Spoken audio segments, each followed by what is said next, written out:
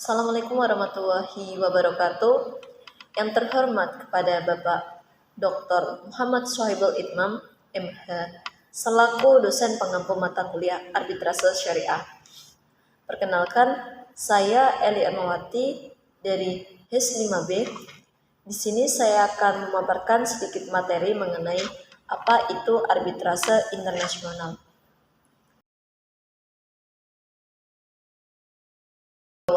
Arbitrase internasional merupakan penyelesaian sengketa melalui badan arbitrase yang dapat dilakukan di luar ataupun di dalam suatu negara salah satu pihak yang bersengketa, di mana unsur-unsur yang terdapat di dalamnya memiliki nasionalitas berbeda satu sama lain.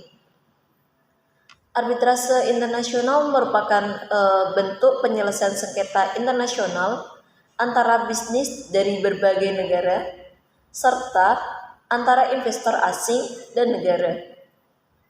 Penggunaan arbitrase internasional ini telah berkembang yang memungkinkan para pihak dari berbagai hukum, latar belakang, linguistik, dan budaya untuk menyelesaikan perselisihan mereka secara final dan mengikat. Biasanya tanpa formalitas ataupun aturan prosedural dari sistem hukum mereka sendiri. Arbitrase internasional biasanya menyelesaikan setiap perselisihan yang cakupannya bervariasi dari satu negara ke negara lainnya. Akan tetapi masih termasuk sebagian besar adalah sengketa komersial. Sedangkan untuk pengertian putusan arbitrase internasional dalam Konvensi New York pasal 1 ayat 1 menjelaskan bahwa yang dimaksud dengan putusan arbitrase internasional merupakan putusan-putusan arbitrase yang dibuat di wilayah negara lain dari negara di mana diminta pengakuan dan pelaksanaan eksekusi atas putusan arbitrase yang bersangkutan. Persengketaan bisa terjadi antara pihak kontrak bisnis yang saling berbeda kewarganegaraannya. Selain itu, persengketaan bisa terjadi di antara orang-orang ataupun badan hukum yang memiliki kewarganegaraan yang sama dan bersepakat atas persengketaannya akan diselesaikan oleh badan arbitrase luar negeri.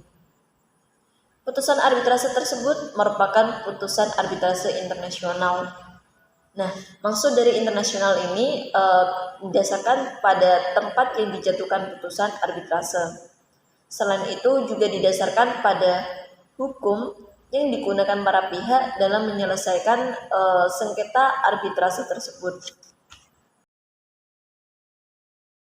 Nah, selanjutnya adalah kapan terjadinya perikatan di antara para pihak arbitrase internasional.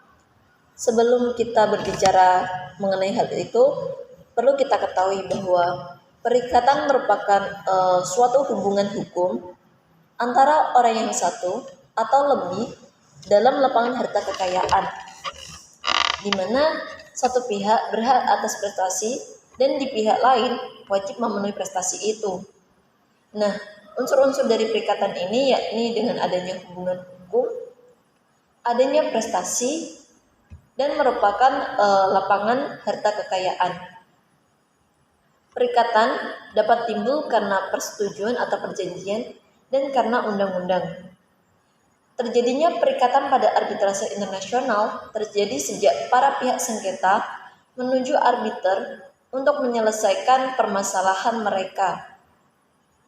Pada bisnis internasional dijelaskan bahwa kegiatan komersial lintas batas negara yang dapat dilakukan perusahaan berbeda kewarganegaraan. Hal ini bertujuan untuk memperoleh keuntungan.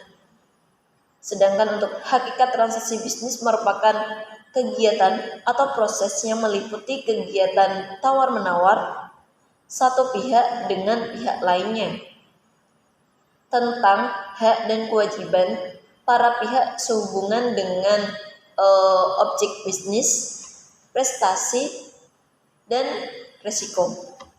Pada Konvensi New York tahun 1958 atau Konvensi atas pengakuan pelaksanaan putusan arbitrase luar negeri yang telah diterima atau diaksesi oleh Indonesia melalui keputusan Presiden nomor 34 tahun 1981 merupakan pengakuan resmi arbitrase internasional dalam sistem tata hukum nasional di Indonesia.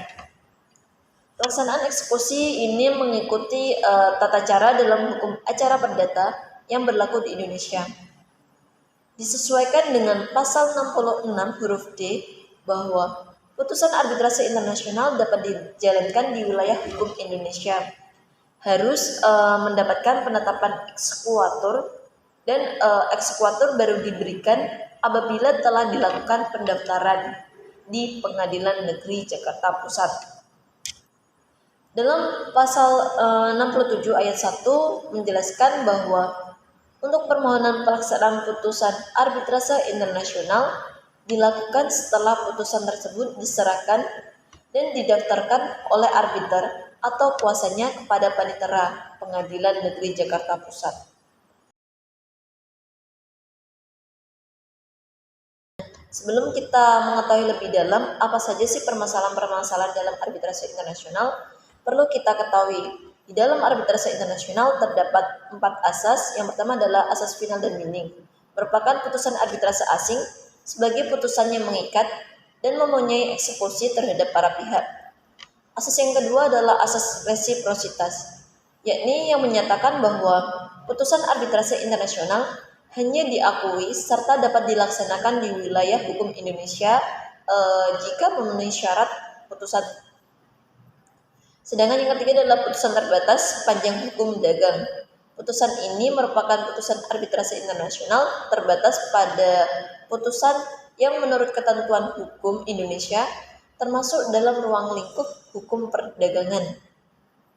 Dan asas yang terakhir adalah asas ketertiban umum, yakni putusan arbitrase internasional hanya dapat dilaksanakan di Indonesia terbatas pada ketentuan yang tidak bertentangan pada ketertiban umum. Pada asas yang keempat ini ada permasalahan terhadap masalah penafsiran dalam arbitrase internasional.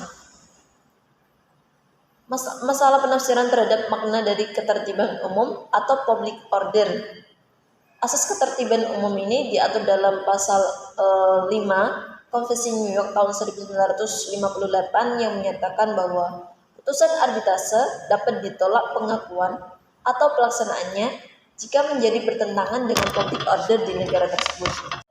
Sedangkan pada pasal 3 Perma nomor 1 tahun 1990 menyatakan bahwa putusan arbitrase asing ini dapat dilaksanakan di Indonesia apabila tidak bertentangan dengan ketertiban umum, dan dipertegas dalam pasal 4 ayat 2 yang menyatakan bahwa eksekuator tidak akan dijatuhkan apabila putusan tersebut bertentangan dengan sendi-sendi asasi dari seluruh sistem hukum dan masyarakat di Indonesia.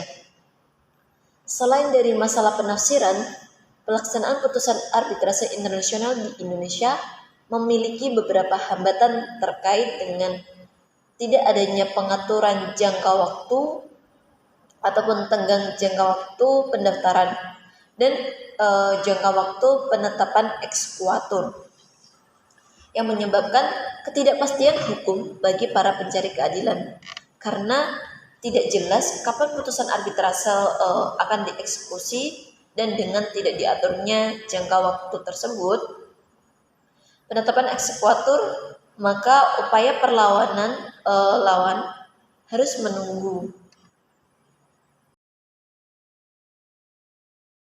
Kemudian apa saja sih lembaga-lembaga badan arbitrase internasional yang menangani dalam penyelesaian sengketa internasional?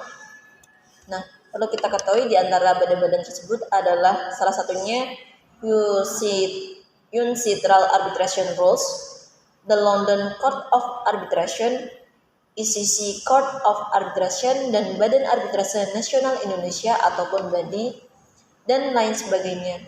Selain itu, manfaat yang kita memiliki jika kita memilih Badan Arbitrase Internasional untuk menyelesaikan perkara sengketa kita dalam kancah internasional dibandingkan dengan perusahaan litigasi adalah yang pertama, arbitrase internasional dapat menyelesaikan perselisihan lebih cepat daripada litigasi pengadilan tradisional, karena hanya ada banding terbatas pada putusan arbitrase.